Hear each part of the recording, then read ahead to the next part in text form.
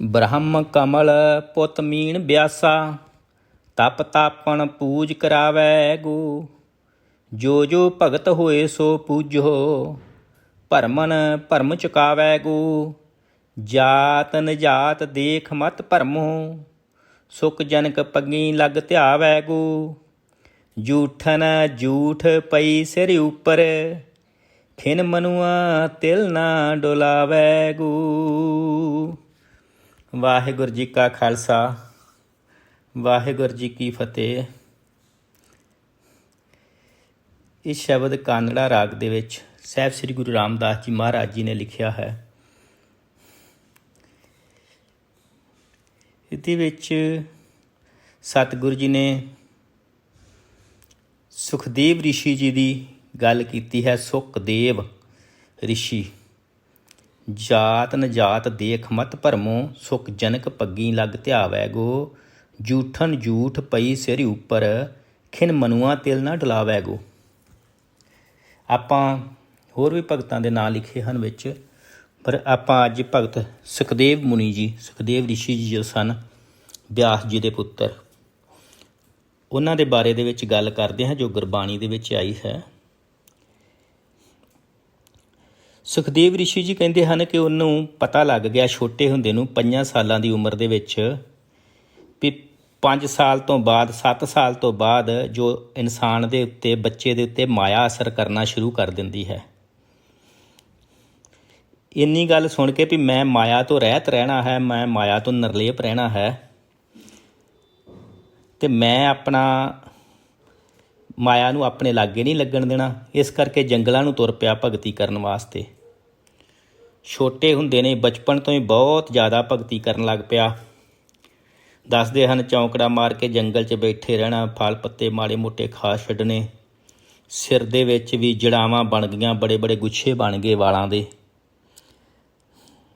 ਕੀ ਦੇਖਦੇ ਹਨ ਵੀ ਇੱਕ ਦਿਨ 2 ਜਾਨਵਰ ਆਉਂਦੇ ਹਨ, ਉਹਨਾਂ ਨੇ ਆਂਡੇ ਦੇਣੇ ਹਨ। ਤੋ ਕਹਿੰਦੇ ਹਨ ਕਿ ਆਪਾਂ ਇੱਥੇ ਆਲ੍ਹਣਾ ਬਣਾ ਲਿਆ, ਬੜੀਆਂ ਸੋਹਣੀਆਂ ਜਟਾਵਾਂ ਜੀਆਂ, ਇਹਦੇ ਵਿੱਚ ਆਪਣਾ ਆਲ੍ਹਣਾ ਬਣਾ ਕੇ ਇਹਦੇ ਵਿੱਚ ਬੱਚੇ ਦੇ ਲੈਂਦੇ ਹਾਂ। ਇੱਕ ਜਾਨਵਰ ਕਹਿੰਦਾ ਉਹਨਾਂ 'ਚੋਂ, ਪੰਛੀ। ਦੂਸਰਾ ਪੰਛੀ ਕਹਿੰਦਾ ਉਹ ਨਹੀਂ ਓਏ, ਇਹ ਤਾਂ ਬਿਆਸ ਰਿਸ਼ੀ, ਇਹ ਤਾਂ ਸੁਖਦੇਵ ਮੁਨੀ ਹੂੰ, ਬਿਆਸ ਰਿਸ਼ੀ ਦਾ ਪੁੱਤਰ। ਇਹ ਤਾਂ ਨਗੁਰਾ ਆ ਅਤੇ ਦਫਾ ਕਰ, ਇਹਨੇ ਤਾਂ ਨਰਕ ਨੂੰ ਜਾਣਾ ਹੀ ਜਾਣਾ, ਅਸੀਂ ਕਿਉਂ ਇਹਦੇ ਨਾਲ ਜਾਣਾ ਆ। ਅਤੇ ਆਪਾਂ ਇਹਦੇ ਸਿਰ ਦੇ ਵਿੱਚ ਆਲ੍ਹਣੇ ਨਹੀਂ ਪਾਉਣੇ, ਇਹ ਨਗੁਰਾ ਹੈ। ਮਹਾਰਾਜ ਕਹਿੰਦੇ ਹਨ ਸਤਿਗੁਰ ਬਾਝੋਂ ਗੁਰ ਨਹੀਂ ਕੋਈ, ਨਗੁਰੇ ਕਾ ਹੈ ਨਾਉ ਬੁਰਾ। ਗੁਰੂ ਸਾਹਿਬ ਜੀ ਨੇ ਗੁਰੂ ਗ੍ਰੰਥ ਸਾਹਿਬ ਜੀ ਮਹਾਰਾਜ ਵਿੱਚ ਕਿਹਾ ਹੈ ਕਿ ਨਗੁਰੇ ਇਨਸਾਨ ਦਾ ਨਾਂ ਲੈਣਾ ਵੀ ਬੁਰਾ ਹੈ। ਸੁਖਦੇਵ ਦੀ ਬਿਰਤੀ ਟੁੱਟੀ, ਸੋਚਣ ਲੱਗ ਪਿਆ ਵੀ ਇਹ ਕੀ ਗੱਲ ਕਹਿ ਗਿਆ, ਪੰਛੀ ਮੈਨੂੰ ਇਹ ਗੱਲ ਕਹਿ ਗਿਆ। ਕਿਉਂਕਿ ਸਤਯੁਗ ਦੇ ਵਿੱਚ, ਸਤਯੁਗ ਦੁਆਪਰ ਦੇ ਵਿੱਚ ਦੱਸਦੇ ਹਨ ਕਿ ਜਿਹੜੇ ਪੰਛੀ ਹੈ ਉਹ ਵੀ ਗੱਲਾਂ ਕਰ ਲੈਂਦੇ ਸੀ ਉਹਨਾਂ ਦੀਆਂ, ਕਿਉਂਕਿ ਆਤਮਾ ਉੱਚੀਆਂ ਹੁੰਦੀਆਂ ਸੀ। ਅੱਜ ਵੀ ਕਈ ਸੰਤ ਮਹਾਤਮਾ ਜਿਹੜੇ ਉਹ ਜਾਨਵਰਾਂ ਦੀਆਂ ਗੱਲਾਂ ਬੁੱਝ ਲੈਂਦੇ, ਕਿਵੇਂ ਜਾਨਵਰਾਂ ਨੂੰ ਇਕੱਠੇ ਕਰ ਲੈਂਦੇ ਆਪਣੇ ਦੁਆਲੇ, ਪਸ਼ੂ ਪੰਛੀਆਂ ਨੂੰ। ਉਹ ਪਹਿਲਿਆਂ ਜ਼ਮਾਨਿਆਂ ਦੇ ਵਿੱਚ ਦੱਸਦੇ ਗੱਲਾਂ ਹੁੰਦੀਆਂ ਸੀ, ਪਸ਼ੂ ਪੰਛੀਆਂ ਦੇ ਨਾਲ ਵੀ ਗੱਲਾਂ ਹੋ ਜਾਂਦੀਆਂ ਸੀ। ਕਿ ਕੋਈ ਆਤਮਾਵਾਂ ਉੱਚੀਆਂ ਹੁੰਦੀਆਂ ਸੀ, ਉਹਨਾਂ ਨੂੰ ਭਾਵਨਾ ਦਾ ਪਤਾ ਲੱਗ ਜਾਂਦਾ ਸੀ। ਸ਼ਬਦ ਤਾਂ ਭਾਵਨਾ ਨੂੰ ਆਪਣੀਆਂ ਨੂੰ ਜ਼ਾਹਰ ਕਰਦੇ ਹਨ। ਜਦੋਂ ਸ਼ਬਦ ਆਪਾਂ ਬੋਲਦੇ ਹਾਂ, ਭਾਸ਼ਾ ਕੋਈ ਵੀ ਹੋਵੇ, ਭਾਵਨਾ ਤੋਂ ਪਤਾ ਲੱਗ ਜਾਂਦਾ ਹੈ ਉੱਚੀਆਂ ਸੁਰਤਾਂ ਵਾਲਿਆਂ ਨੂੰ ਵੀ ਇਹ ਕੀ ਬੋਲ ਰਹੇ ਹਨ, ਕੀ ਕਹਿ ਰਹੇ ਹਨ। ਸੋ ਸੁਖਦੇਵ ਜੀ ਨੇ ਵੀ ਉਹਨਾਂ ਦੀ ਗੱਲ ਸੁਣੀ, ਉਹਨਾਂ ਦੀ ਭਾਸ਼ਾ ਸੁਣੀ ਅਤੇ ਉਦਾਸ ਹੋ ਗਿਆ ਆ। ਭਗਤੀ ਵਿੱਚ ਮਨ ਨਹੀਂ ਲੱਗਣ ਡਿਆ। ਅੱਜ ਘਰ ਆ ਗਿਆ, ਆਪਣੇ ਪਿਤਾ ਜੀ ਨੂੰ ਕਹਿੰਦਾ, ਪਿਤਾ ਜੀ ਮੈਂ ਗੁਰੂ ਧਾਰਨ ਕਰਨਾ। ਕਹਿੰਦੇ ਕੀ ਗੱਲ ਹੋ ਗਈ ਭਾਈ ਤੈਨੂੰ ਅੱਜ? ਕਹਿੰਦੇ ਕਿ ਅੱਜ ਪੰਛੀਆਂ ਨੇ ਆਹ ਗੱਲ ਕਹੀ ਹੈ ਵੀ ਇਹ ਨਗੁਰਾ ਆ, ਇਹਨੇ ਨਰਕ ਨੂੰ ਜਾਣਾ ਤਾਂ ਅਸੀਂ ਇਹਦੇ ਨਾਲ ਨਹੀਂ ਜਾਣਾ। ਅਤੇ ਪਿਤਾ ਜੀ ਜਿਹੜੀ ਗੱਲੋਂ ਮੈਂ ਡਰਦਾ ਸਾਂ ਉਹੀ ਗੱਲ ਤਾਂ ਹੋ ਰਹੀ ਹੈ, ਅਤੇ ਮੈਂ ਨਰਕ ਨੂੰ ਨਹੀਂ ਜਾਣਾ ਚਾਹੁੰਦਾ, ਮੈਂ ਗੁਰੂ ਧਾਰਨ ਕਰਨਾ। ਮੈਨੂੰ ਕੋਈ ਗੁਰੂ ਦੱਸੋ ਜਿਹੜਾ ਮੇਰਾ ਗੁਰੂ ਬਣ ਸਕੇ, ਜਿਹੜਾ ਵਧੀਆ ਪੂਰਨ ਹੋਵੇ। ਬਿਆਸ ਰਿਸ਼ੀ ਜੀ ਵੀ ਉਸ ਸਮੇਂ ਪੂਰੇ ਸੀ, ਪਰ ਉਹਨਾਂ ਨੇ ਸੋਚਿਆ ਕਿ ਜੇ ਪਿਤਾ ਗੁਰੂ ਬਣ ਗਿਆ ਤਾਂ ਇਹਨੂੰ ਉਹ ਕਦਰ ਨਹੀਂ ਰਹਿਣੀ ਉਸ ਗੱਲ ਦੀ ਵੀ ਜਿਹੜੀ ਆਪਾਂ ਮਤਲਬ ਵੀ ਗੁਰੂ ਅਤੇ ਚੇਲੇ ਦੇ ਵਿੱਚ ਹੁੰਦੀ ਹੈ। ਸੋ ਉਹਨੇ ਉਸ ਟਾਈਮ ਵੇਖਿਆ, ਕਹਿੰਦਾ ਇਸ ਟਾਈਮ ਦੇ ਵਿੱਚ ਪੁੱਤਰ ਜੀ ਰਾਜਾ ਜਨਕ ਤੋਂ ਵੱਡਾ ਕੋਈ ਭਗਤ ਨਹੀਂ ਹੈ ਇਸ ਸਮੇਂ ਦੇ ਵਿੱਚ, ਅਤੇ ਉਹ ਤੇਰਾ ਗੁਰੂ ਬਣ ਸਕਦਾ। ਮਨ ਦੇ ਵਿੱਚ ਕੋਈ ਵਿਚਾਰ ਨਾ ਲਿਆਵੀਂ ਤਾਂ ਤੂੰ ਚਲੀ ਜਾਈਂ, ਤੂੰ ਉਹਦੇ ਕੋਲ ਚਲਿਆ ਜਾਵੀਂ ਤਾਂ ਉਹਨਾਂ ਨੂੰ ਗੁਰੂ ਧਾਰਨ ਕਰ ਲਵੀਂ, ਉਹਨਾਂ ਦੇ ਪੈਰੀਂ ਪੈ ਜਾਈਂ ਜਾ ਕੇ। ਸੁਖਦੇਵ ਮੁਨੀ ਜੀ ਘਰੋਂ ਚੱਲ ਪਏ ਹਨ ਰਾਜੇ ਜਨਕ ਨੂੰ ਗੁਰੂ ਧਾਰਨ ਕਰਨ ਵਾਸਤੇ। ਐਲਕਾਰਾਂ ਨੂੰ, ਪਹਿਰੇਦਾਰਾਂ ਨੂੰ ਆਖਿਆ ਵੀ ਮੈਂ ਗੁਰੂ ਧਾਰਨ ਕਰਨਾ ਹੈ, ਮੈਂ ਰਾਜਾ ਜੀ ਨੂੰ, ਰਾਜਾ ਜਨਕ ਜੀ ਨੂੰ ਮਿਲਣਾ ਹੈ। ਦੱਸਦੇ ਉਹਨਾਂ ਨੇ ਭੇਜ ਦਿੱਤਾ, ਅੱਗੇ ਭੇਜ ਦਿੱਤਾ ਇਜਾਜ਼ਤ ਲੈ ਕੇ। ਜਦੋਂ ਰਾਜਾ ਜਨਕ ਕੀ ਦੇਖਦਾ ਹੈ ਕਿ ਰਾਜਾ ਜਨਕ ਨੇ ਅੱਗੇ ਆਪਣੀ ਪਤਲੀ ਨੂੰ ਆਪਣੀ ਬਗਲ ਦੇ ਵਿੱਚ ਬਿਠਾਇਆ ਹੋਇਆ ਹੈ, ਤੇ ਦੱਸਦੇ ਹਨ ਕਿ ਇੱਕ ਪੈਰ ਜਿਹੜਾ ਹੈ ਉਹਦਾ ਤੇਲ ਦੇ ਕੜਾਹੇ ਦੇ ਵਿੱਚ ਹੈ, ਤੇ ਆਪਣੇ ਪੂਰਨ ਆਨੰਦ ਦੇ ਵਿੱਚ ਹੈ ਉਹ। ਇਹ ਗੱਲ ਦੇਖ ਕੇ ਕਹਿੰਦਾ, ਹੈ ਮੈਂ ਤਾਂ ਸੋਚਿਆ ਸੀ ਵੀ ਇਹਦੇ 'ਤੇ ਮਾਇਆ ਦਾ ਕੋਈ ਅਸਰ ਨਹੀਂ ਹੋਣਾ, ਤਾਂ ਮੈਂ ਇਹਨੂੰ ਗੁਰੂ ਧਾਰਨ ਕਰ ਲਾਂਗਾ। ਪਿਤਾ ਜੀ ਵੀ ਇਹਦੀਆਂ ਬੜੀਆਂ ਸਿਫਤਾਂ ਕਰਦੇ ਸੀ, ਤੇ ਇਹ ਤੇ ਮਾਇਆ ਦੇ ਵਿੱਚ ਫਸਿਆ ਹੈ, ਤੇ ਮਾਇਆ ਦੇ ਵਿੱਚ ਗਲਤਾਨ ਹੋਇਆ ਪਿਆ ਆ, ਮੈਂ ਇਹਨੂੰ ਆਪਣਾ ਗੁਰੂ ਧਾਰਨ ਨਹੀਂ ਕਰ ਸਕਦਾ। ਆ ਗਿਆ, ਛੱਡ ਕੇ ਆ ਗਿਆ ਉਹਨੂੰ। ਹੋਰ ਮਨ ਵਿਆਕਲ ਹੋ ਗਿਆ ਵੀ ਆਹ ਚੰਗੀ ਗੱਲ ਬਣੀ, ਆ ਮੈਂ ਨਵੀਂ ਚੀਜ਼ ਦੇਖ ਲਈ ਹੈ। ਪਿਤਾ ਜੀ ਨੂੰ ਆ ਕੇ ਦੱਸਿਆ, ਪਿਤਾ ਜੀ ਤੁਸੀਂ ਚੰਗੇ ਆਦਮੀ ਕੋਲ ਭੇਜਿਆ ਮੈਨੂੰ, ਉਹ ਤਾਂ ਮਾਇਆ ਦੇ ਵਿੱਚ ਪੂਰਨ ਤਰੀਕੇ ਦੇ ਨਾਲ ਗਲਤਾਨ ਆ। ਕਹਿੰਦੇ ਨਹੀਂ, ਓਹੋ ਪੁੱਤਰ ਜੀ ਮਾਇਆ ਤੁਹਾਨੂੰ ਛਲ ਗਈ ਹੈ, ਉਹ ਮਾਇਆ ਤੋਂ ਨਿਰਲੇਪ ਹੈ, ਉਹ ਕੋਈ ਵੀ ਇਹੋ ਜਿਹਾ ਕੰਮ ਨਹੀਂ ਕਰਦਾ ਜਿਹੜਾ ਹੁਕਮ ਤੋਂ ਬਾਹਰ ਹੋਵੇ। ਉਹ ਸਿਰਫ ਤੈਨੂੰ ਛਲਣ ਵਾਸਤੇ ਹੀ ਮਾਇਆ ਨੇ ਇਹ ਕੌਤਕ ਰਚਿਆ ਆ ਵੀ ਤੂੰ ਉਹਨਾਂ ਨੂੰ ਗੁਰੂ ਧਾਰਨ ਨਾ ਕਰ ਸਕੇ।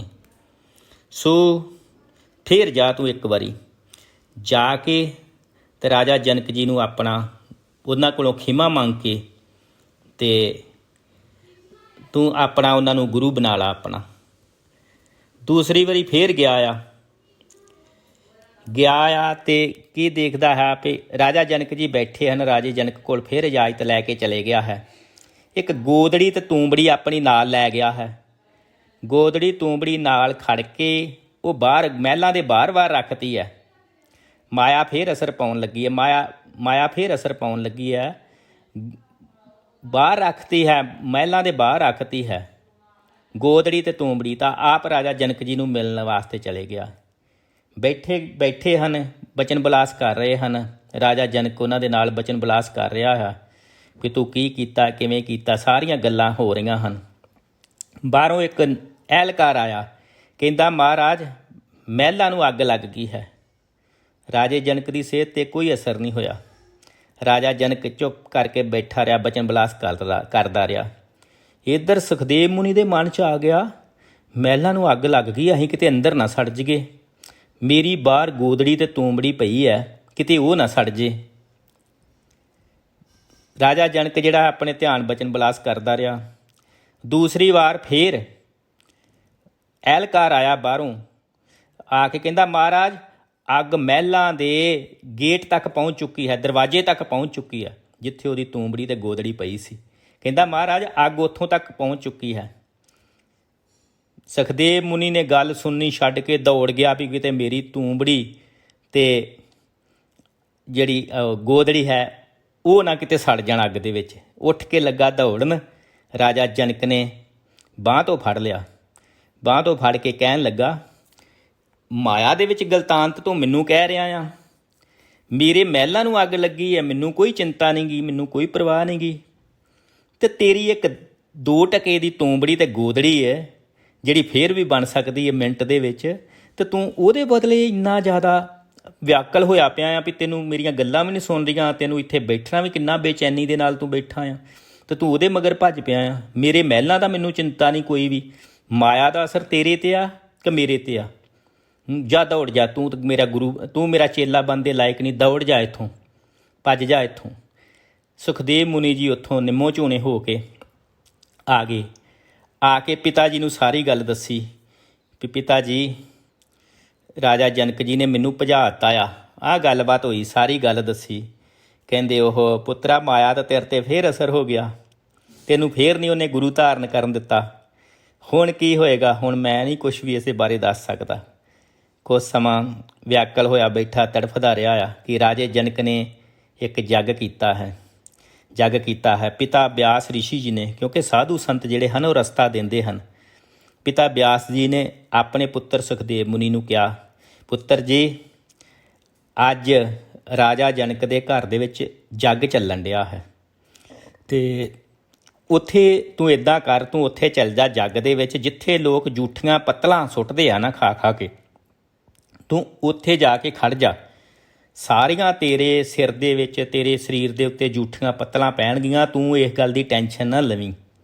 ਰਾਜਾ ਤੈਨੂੰ ਆਪ ਆਵਾਜ਼ ਮਾਰੇਗਾ ਅਤੇ ਫਿਰ ਤੂੰ ਅੰਦਰ ਚੱਲ ਜਾਈਂ, ਕਿਉਂਕਿ ਉਹਨੇ ਸਾਰੀ ਸੰਗਤ ਨੂੰ ਪ੍ਰਸ਼ਾਦਾ ਛਕਾਉਣਾ ਹੈ। ਉਹਨੇ ਵੇਖਣਾ ਹੈ ਵੀ ਕੋਈ ਰਹਿ ਤਾਂ ਨਹੀਂ ਗਿਆ, ਤੂੰ ਰਹਿ ਗਿਆ ਹੋਣਾ, ਤਾਂ ਕਰਕੇ ਤੈਨੂੰ ਅੰਦਰ ਲੈ ਕੇ ਜਾਵੇਗਾ। ਸੁਖਦੇਵ ਮੁਨੀ ਨੇ ਇਸੇ ਤਰ੍ਹਾਂ ਹੀ ਕੀਤਾ। ਪਿਤਾ ਦੇ ਆਖੇ ਲੱਗਿਆ ਅਤੇ ਜਾ ਕੇ ਉੱਥੇ ਖੜ ਗਿਆ ਜਿੱਥੇ ਉਹ ਜੂਠੀਆਂ ਪੱਤਲਾਂ ਸੁੱਟਦੇ ਆ, ਕਿਉਂਕਿ ਪੁਰਾਣੇ ਜ਼ਮਾਨੇ ਦੇ ਵਿੱਚ ਹੁਣ ਵੀ ਵੇਖਿਆ ਇੱਧਰ ਬਿਹਾਰ ਸਾਈਡ ਦੇ ਉੱਤੇ ਪੱਤਲਾਂ ਦੇ ਉੱਤੇ ਖਾਣਾ ਖਾਂਦੇ ਹਨ। ਪੱਤਲਾਂ ਦੇ ਉੱਤੇ ਖਾਣਾ ਖਾਣ ਕਰਕੇ ਉਹ ਪੱਤਲਾਂ ਜਿਹੜੀਆਂ ਜਿੱਥੇ ਜੂਠੀਆਂ ਸੁੱਟਦੇ ਸਨ ਉੱਥੇ ਜਾ ਕੇ ਸੁਖਦੇਵ ਮੁਨੀ ਜੀ ਖੜ ਗਏ। ਜਦੋਂ ਉੱਥੇ ਖਲੋ ਗਏ ਆ, ਜੂਠੀਆਂ ਪੱਤਲਾਂ ਉੱਤੇ ਪੈਣ ਡੀਆਂ ਹਨ, ਜੱਗ ਖਤਮ ਹੋ ਚੁੱਕਾ ਹੈ, ਸਮਾਪਤ ਹੋ ਚੁੱਕਾ ਹੈ। ਰਾਜਾ ਜਨਕ ਕਹਿੰਦਾ ਕੋਈ ਰਹਿਤ ਨਹੀਂ ਗਿਆ ਪ੍ਰਸ਼ਾਦਾ ਛਕਣ ਵਾਲਾ। ਕਿਸੇ ਨੂੰ ਕੀ ਪਤਾ ਸੀ, ਅੰਤਰ ਧਿਆਨ ਹੋ ਕੇ ਵੇਖਿਆ ਕਿ ਸੁਖਦੇਵ ਉੱਥੇ ਖੜਾ ਹੈ ਜੂਠੀਆਂ ਪੱਤਲਾਂ ਦੇ ਵਿੱਚ। ਦੱਸਦੇ ਹੈ ਇੱਥੇ ਗੁਰੂ ਸਾਹਿਬ ਜੀ ਕਹਿੰਦੇ ਹਨ, ਜੂਠਨ ਜੂਠ ਪਈ ਸਿਰ ਉੱਪਰ ਖਿਨ ਮਨੂਆ ਤਿਲ ਨਾ ਡੁਲਾਵੈ ਗੂ। ਜਦੋਂ ਜੂਠ 'ਤੇ ਪੈਂਦੀ ਸੀ ਤਾਂ ਉਹਨੇ ਇੱਕ ਭੋਰਾ ਵੀ ਆਪਣਾ ਜਿਹੜਾ ਮਨ ਸੀ ਉਹ ਨਹੀਂ ਡਲਾਇਆ, ਉੱਥੇ ਹੀ ਖੜਾ ਰਿਹਾ। ਜਦੋਂ ਸ਼ਾਮ ਹੋਈ, ਰਾਜਾ ਜਨਕ ਨੇ ਉਹਨੂੰ ਵੇਖਿਆ ਵੀ ਉਹ ਤਾਂ ਜੇ ਖੜਾ ਹੈ, ਉਹਨੇ ਰੋਟੀ ਨਹੀਂ ਖਾਧੀ। ਉੱਠ ਕੇ ਆਖਿਆ, ਤੂੰ ਕੌਣ ਆ ਭਾਈ, ਪ੍ਰਸ਼ਾਦਾ ਨਹੀਂ ਛਕਿਆ? ਕਹਿੰਦਾ ਮੈਂ ਤੁਹਾਡਾ ਸੁਖਦੇਵ ਹਾਂ ਜੀ, ਮੈਨੂੰ ਮਾਫੀ ਦੇ ਦਿਓ। ਦੱਸਦੇ ਹਨ ਰਾਜੇ ਜਨਕ ਨੇ ਉਸੇ ਤਰ੍ਹਾਂ ਹੀ ਲਿਬੜੇ ਤਿਬੜੇ ਨੂੰ ਬਾਹੋਂ ਤੋਂ ਫੜਿਆ ਅਤੇ ਆਪਣੇ ਗਲ ਨਾਲ ਲਾ ਲਿਆ। ਕਹਿੰਦਾ ਆ ਜਾ, ਕਹਿੰਦਾ ਹੁਣ ਤੂੰ ਮੇਰਾ ਸ਼ਿਸ਼ ਬਣਨ ਦੇ ਲਾਇਕ ਆ, ਪਰ ਤੈਨੂੰ ਪਰਖ ਦੇਣੀ ਪਵੇਗੀ ਕਿ ਤੂੰ ਮੇਰਾ ਸ਼ਿਸ਼ ਬਣ ਸਕਦਾ। ਕਹਿੰਦਾ ਮਹਾਰਾਜ ਮੈਂ ਪਰਖ ਦੇਣ ਜੋਗਾ ਨਹੀਂ ਹਾਂ। ਕਹਿੰਦੇ ਫੇਰ ਵੀ ਕੋਈ ਨਹੀਂ, ਗੁਰੂ ਹੀ ਤੈਨੂੰ ਰਸਤਾ ਦੱਸੇਗਾ, ਜੇ ਤੂੰ ਪਰਖ ਤਾਂ ਤੈਨੂੰ ਦੇਣੀ ਪੈਣੀ ਹੈ। ਦੱਸਦੇ ਹਨ ਉਹਨੇ ਇੱਕ ਛੰਨਾ ਤੇਲ ਦਾ ਭਰਿਆ ਰਾਜਾ ਜਨਕ ਨੇ। ਕਹਿੰਦਾ ਇਹ ਸਾਰੀ ਜਨਕਪੁਰੀ ਦਾ ਚੱਕਰ ਲਗਾ ਕੇ ਆਉਣਾ ਪਏਗਾ ਤੈਨੂੰ, ਪਰ ਇਹਦੇ ਵਿੱਚੋਂ ਜੇ ਇੱਕ ਬੂੰਦ ਵੀ ਬਾਹਰ ਡਿੱਗ ਪਈ, ਛੰਨੇ ਦੇ ਵਿੱਚੋਂ ਇੱਕ ਵੀ ਰਸਤੇ ਦੇ ਵਿੱਚ ਬੂੰਦ ਬਾਹਰ ਡਿੱਗ ਪਈ, ਤੂੰ ਮੇਰਾ ਸ਼ਾਗਿਰਦ ਨਹੀਂ ਬਣ ਸਕਦਾ। ਸੁਖਦੇਵ ਰੋਣ ਹਾਕਾ ਹੋ ਗਿਆ ਵੀ ਹੁਣ ਮਹਾਰਾਜ ਕੀ, ਅੱਗੇ ਤਾਂ ਇੰਨਾ ਔਖਾ ਤੁਹਾਨੂੰ ਲੱਭਿਆ ਆ, ਹੁਣ ਕਿਵੇਂ ਹੋਏਗਾ ਮਹਾਰਾਜ, ਮੈਂ ਨਹੀਂ ਜਾ ਸਕਦਾ, ਤੁਸੀਂ ਆਪ ਹੀ ਮੈਨੂੰ ਰਸਤਾ ਦੇਵੋ, ਆਪ ਹੀ ਮੈਨੂੰ ਕ੍ਰਾਸ ਕਰਾਵੋ। ਕਹਿਣ ਲੱਗਾ ਹਾਂ, ਜਦੋਂ ਬਾਜ਼ਾਰ ਦੇ ਵਿੱਚ ਜਾਣਾ ਆ, 4 ਚੁਫੇਰੇ ਵੇਸ਼ਵਾਵਾਂ ਦੇ ਨਾਚ ਹੋਣਗੇ, ਵੰਨ ਸਵੰਨੀਆਂ ਚੀਜ਼ਾਂ ਹੋਣਗੀਆਂ, ਬਹੁਤ ਗਾਣੇ ਵਜਾਣੇ, ਢੋਲ ਟਮੱਕੇ, ਸਾਰਾ ਕੁਛ ਹੋਣਾ ਆ, ਪਰ ਤੇਰਾ ਮਨ ਉਹਨਾਂ ਵਿੱਚ ਨਹੀਂ ਜਾਣਾ ਚਾਹੀਦਾ। ਪੈਰੀ ਪੈ ਕੇ ਕਹਿਣ ਲੱਗਾ ਮਹਾਰਾਜ ਤੁਸੀਂ ਮੇਰੇ ਗੁਰੂ ਜੇ, ਤੁਸੀਂ ਮੈਨੂੰ ਪਾਰ ਲੰਘਾਉਣਾ ਆ, ਕਿਰਪਾ ਦ੍ਰਿਸ਼ਟੀ ਕਰੋ, ਮੈਨੂੰ ਰਸਤਾ ਵੀ ਤੁਸੀਂ ਦਿਓ, ਕਿਉਂਕਿ ਇੱਕ ਛੰਨਾ ਭਰਿਆ ਤੇਲ ਦਾ ਜਿਹੜਾ ਆ ਉਹ ਡੁੱਲ ਸਕਦਾ ਹੈ ਇੰਨੀਆਂ ਚੀਜ਼ਾਂ ਦੇਖ ਕੇ, ਬਾਹਰ ਨੂੰ ਨਜ਼ਰ ਜਾ ਕੇ। ਫਿਰ ਦੱਸਦੇ ਹਨ ਕਿ ਰਾਜਾ ਜਨਕ ਜੀ ਨੇ ਉਹਨੂੰ ਰਸਤਾ ਦਿੱਤਾ। ਕਹਿੰਦਾ ਇਸੇ ਛੰਨੇ ਦੇ ਤੇਲ ਦੇ ਛੰਨੇ ਦੇ ਵਿੱਚ ਆਪਣਾ ਮੂੰਹ ਦੇਖਦਾ ਤੁਰਿਆ ਜਾਵੀਂ, ਬਾਹਰਲੇ ਬੰਨੇ ਧਿਆਨ ਨਹੀਂ ਕਰਨਾ ਤੂੰ, ਅਤੇ ਉਹ ਆਪਣਾ ਜੇ ਤੈਨੂੰ ਚਿਹਰਾ ਦਿਸਦਾ ਹੋਣਾ ਚਾਹੀਦਾ ਛੰਨੇ ਦੇ ਵਿੱਚ, ਫਿਰ ਤੂੰ ਇਹ ਜਿਹੜਾ ਆ ਇਹ ਰਸਤਾ ਕ੍ਰਾਸ ਕਰ ਸਕਦਾ ਹਾਂ। ਇੰਨੀ ਗੱਲ ਸੁਣ ਕੇ ਸੁਖਦੇਵ ਮੁਨੀ ਵੀ ਖੁਸ਼ ਹੋ ਗਏ, ਚੱਕਰ ਲਾਇਆ ਆ, ਪਾਸ ਹੋ ਕੇ ਗੁਰੂ ਦਕਸ਼ਨਾ ਇਹ ਦੇ ਕੇ ਅਤੇ ਉਹਨਾਂ ਨੂੰ ਰਾਜਾ ਜਨਕ ਜੀ ਨੂੰ ਗੁਰੂ ਧਾਰਨ ਕਰ ਰਿਹਾ। ਰਾਜਾ ਜਨਕ ਜਿਹੜਾ ਸੀ ਬ੍ਰਾਹਮਣ ਸੀ, ਅਤੇ ਜਿਹੜਾ ਸੁਖਦੇਵ ਮੁਨੀ ਸੀ ਉਹ ਜਾਤ ਨਜਾਤ ਦੇਖ ਮਤ ਭਰਮੂ, ਸੁਖ ਜਨਕ ਪੱਗੀ ਲੱਗ ਧਿਆਵੈ ਕੋ। ਜਾਤ ਕੋ ਜਾਤ ਦਾ ਨਾ ਵੇਖੋ ਤੁਸੀਂ, ਕਿਉਂਕਿ ਜਦੋਂ ਉੱਪਰਲੀ ਅਵਸਥਾ ਦੇ ਵਿੱਚ ਪਹੁੰਚ ਜਾਂਦੇ ਹਨ ਭਗਤ ਜਨ, ਤਾਂ ਉੱਥੇ ਜਾਤ ਕੋ ਜਾਤ ਦਾ ਕੋਈ ਵੈਲਿਊ ਨਹੀਂ ਰਹਿ ਜਾਂਦੀ। ਰਾਜਾ ਜਨਕ ਜੀ ਜਿਹੜੇ ਸੀ ਬ੍ਰਾਹਮਣ ਸੀ, ਜਿਹੜਾ ਸੁਖਦੇਵ ਮੁਨੀ ਸੀ ਇੱਕ ਛਤਰੀ ਸੀ, ਦੋਵੇਂ ਆਪੋ ਦੇ ਵਿੱਚ ਜਿਹੜਾ ਹੈ ਇਹਨਾਂ ਦੀ ਜਾਤ ਦਾ ਮੈਚ ਨਹੀਂ ਸੀ ਹੁੰਦਾ, ਕਿਉਂਕਿ ਕਸ਼ੱਤਰੀ ਜਿਹੜਾ ਬ੍ਰਾਹਮਣ ਇਹਨਾਂ ਨੂੰ ਛੋਟੀ ਜਾਤ ਸਮਝਦੇ ਕਸ਼ੱਤਰੀਆਂ ਨੂੰ। ਪਰ ਰਾਜਾ ਜਨਕ ਜੀ ਨੇ ਉਹਨੂੰ ਆਪਣੇ ਚਰਨਾਂ ਨਾਲ ਲਾ ਲਿਆ ਤੇ ਉਹਨੂੰ ਆਪਣਾ ਪੂਰਾ ਜਿਹੜਾ ਸੀ ਗੁਰਮੰਤਰ ਦੇ ਕੇ ਤੇ ਉਹਨੂੰ ਇਸ ਦੁਨੀਆ ਦੇ ਉੱਤੋਂ ਮੁਕਤ ਕੀਤਾ। ਸੋ ਅੱਜ ਦੀ ਇੰਨੀ ਹੀ। ਵਾਹਿਗੁਰੂ ਜੀ ਕਿਰਪਾ ਕਰਨ, ਕੱਲ੍ਹ ਨੂੰ ਕੋਈ ਨਵਾਂ ਵਿਸ਼ਾ ਲੈ ਕੇ ਆਈਏ। ਵਾਹਿਗੁਰੂ ਜੀ ਕਾ ਖਾਲਸਾ, ਵਾਹਿਗੁਰੂ ਜੀ ਕੀ ਫਤਿਹ।